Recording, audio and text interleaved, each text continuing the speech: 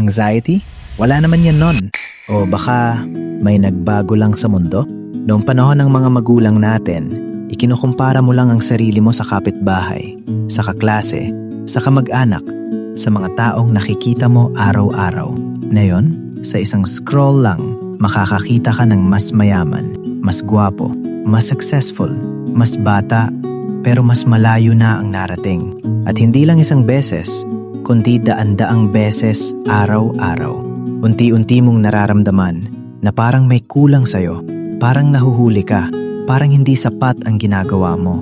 Pero isipin mo ito, hindi natural para sa tao na ikumpara ang sarili niya sa buong mundo araw-araw.